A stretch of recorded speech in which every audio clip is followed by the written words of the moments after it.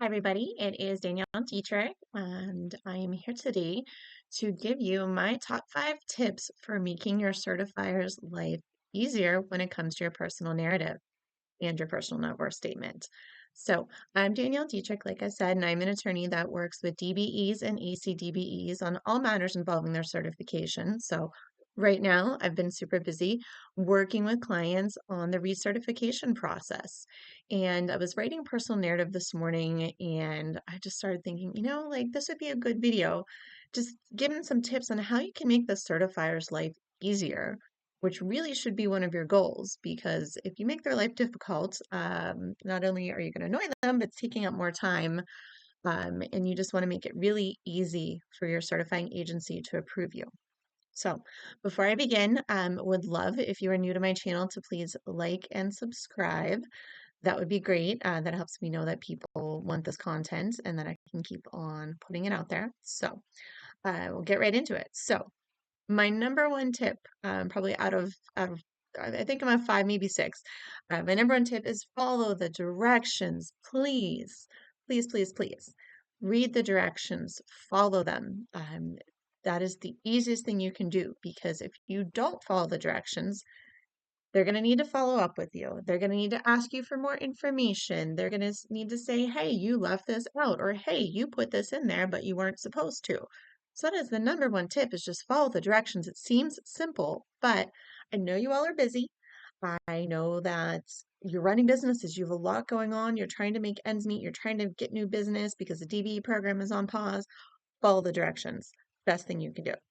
Number 2, kind of a subset of that, but don't be relying upon your sex or your race or ethnicity. Don't be saying things like, oh, I was discriminated against because I'm a woman. That might be true, and I believe you because I see it every day myself. However, for the purposes of the recertification, the certifying agencies are not allowed to rely upon that. So do not rely upon that. It doesn't mean you can't mention the situation, but you need to frame it in a different way. For instance, if you were sexually harassed, you don't need to say it's because it was a woman. You don't even need to say the gender of the person who sexually harassed you, because women can sexually harass women, men can sexually harass men. That's just one example.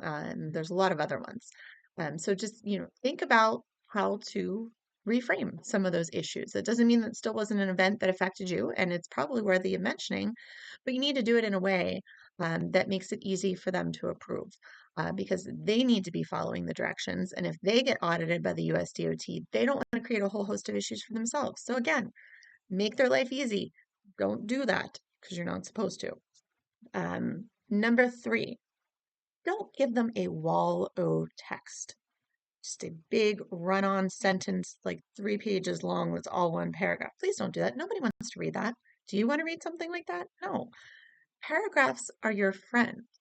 Organization is your friend. Headings are your friend. Again, make it easy for them. Make it easy for them to scan through. They're going to be looking at a lot of these. Make it easy to scan through, like, okay, there we go. There's that example. There's that. Yeah, this looks good. Let's approve it. That's what you want to do. You just don't want to sit there and bang it out and don't put any thought into how it actually reads. And if you're not someone that's good with writing, you don't have to be an expert in writing. Hire somebody. Pay just a little bit of money to hire somebody like me or someone else out there providing these services that can help you make this in a nice, pretty package and make it really readable for the certifying agencies. Again, making their life easier helps you. Along those same lines, and this is something just kind of spur of the moment came to mind, give them enough information. Don't just send 3 sentences. That's not going to cut it. You can't just say, oh, yeah, I was treated really badly by this boss, in my first job. Okay, what does that mean? How did that disadvantage you? That's not accomplishing the goal. So you need to have enough, and you can have a lot. When I'm writing these for clients, I'm probably putting in more. They're probably longer than what the certifying agencies would ideally like, but you know what? They're really readable. There's a lot of white space. I'm doing it in affidavit format with divided up paragraphs. It's going to be really in headings. It's going to be really easy for them to skim through and read. So even though it might take up more pieces of paper per se, it's going to be a lot more readable. They can read, an 8-page affidavit that has lots of white space and is very easy to follow faster than they can read a full page wall of text. All right. Next tip. include all of your supporting documents. Now, I understand and the certifiers understand you are not going to have all the supporting documentation that you would like to. You're not going to have documentation unless you're a pack rat or a saver or just have really good records of a loan denial from 20 years ago when you started your business. That's okay. But find other things. Find other things that have supported, maybe it's more recent examples. And for your personal net worth statement, provide those supporting documents. That's something we're not used to doing, aside from providing the tax return, but providing account statements, printouts, screenshots, those sorts of things to support those numbers is required by this process. And I know that's a pain, but again, do it. Don't make the certifiers have to follow up because A, that gets them annoyed with you, and B, that delays the process. If everybody doesn't do what they're supposed to do, and if they follow up for every single person, for every person they have to follow up with and go through that process, that is just extending the recertification process for everyone. Because until they get through this first batch of recertifications that come in by that deadline, they can't move on to the next step. So if everybody doesn't follow the rules, or conversely, the more people that do what they're supposed to, the faster this process is going to go and the better it's going to be for you and the better we can try to get back to having DBE and ACDBE goals. So do what you're supposed to. And my next tip, I've gone beyond the initial 5 that I thought I was going to do. Give multiple examples.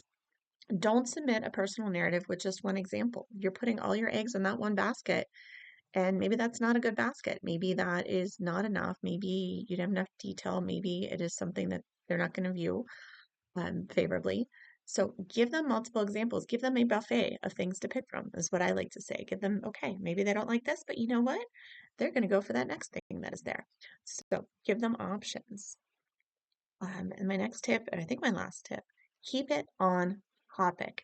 This is not a place to rant and rave. Actually, I think I'm going to have another tip after that. This is not a place to rant and rave about all things and about how you can say how important this program is to you. Don't go on a rant about the current administration. Look, I feel you. I get where you're coming from. This is not the place for that.